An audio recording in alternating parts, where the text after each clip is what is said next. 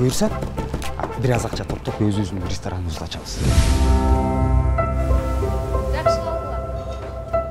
Анан силерди жакшынакай машина менен мектепке жеткирип турам. Все будет окей.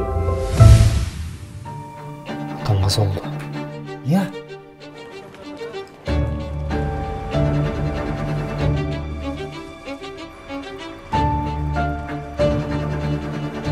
Мени аяп койгулачы деп бирөөгө байкуш көрүнбөй жүр. Башыңды бийик көтөрүп, татыктуу өмүр сүр.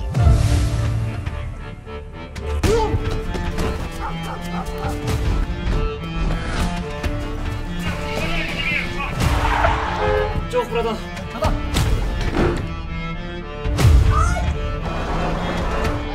Seni же детдомго жиберишет, же туугандарыңа алып кетишет.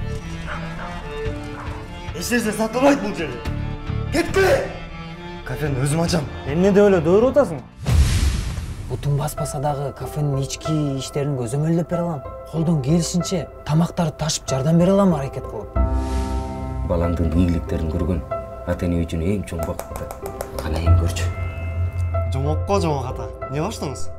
Секретин кийин үйрөтөм.